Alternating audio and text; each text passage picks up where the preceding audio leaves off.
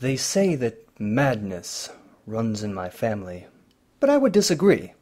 I would more likely say that my family, in its history, has been plagued by a series of grievously unfortunate events that took their tolls on the minds of my great-grandfather, my grandmother, and most recently, my father. It simply wasn't within our control. For example, Great-Grandpa Stephen wasn't always the sheltered recluse of a man that my mother used to tell me of. He was once a great role model, and a brilliant biologist, who womanized in his youth with his countless exploits of trips in the Amazonian jungles and Middle Eastern deserts that had amassed him a great wealth of exotic pets within his estate.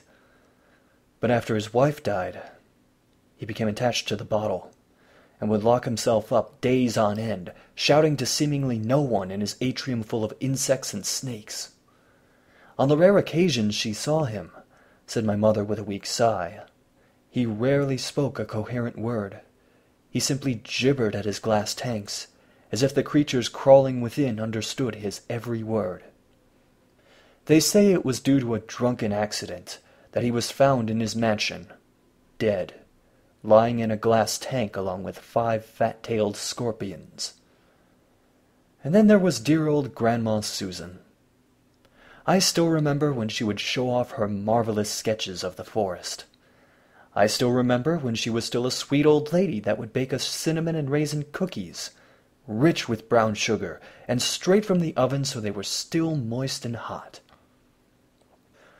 Of course, this was before one day she tried to feed my brother and I cookies with a fat, squirming cockroach baked into each one. I remember her protesting as my mother pulled us out of the kitchen. "They're full of goodness and sweet dreams and chitin." We never really saw her again after that. No more trips to Grandma's, no more cookies, no more cockroaches. I don't know what it was with cockroaches. She started drawing those everywhere. I looked through her notebook during the funeral at her house after she was found beside a bottle of powerful roach killer. They were full of elaborate drawings of cockroaches, and peculiar writings about swarms and buzzing in her ears. I miss Grandma, but I suppose everyone goes senile sooner or later. It couldn't be helped. She did look so calm in the casket, so dignified. She would have been proud to go that way. But my father?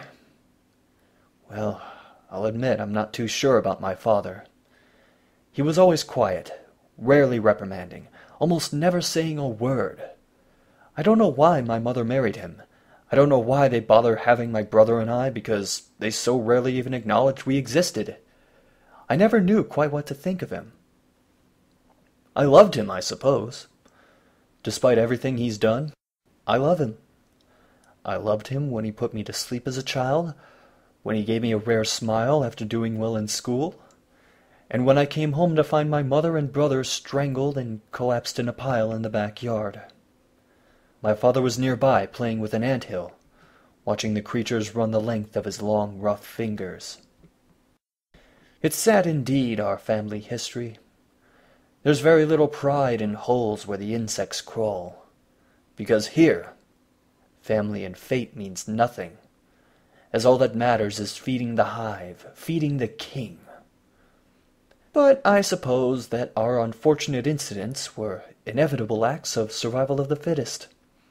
Our great-grandfather was a mighty man, but even cockroaches can be squashed.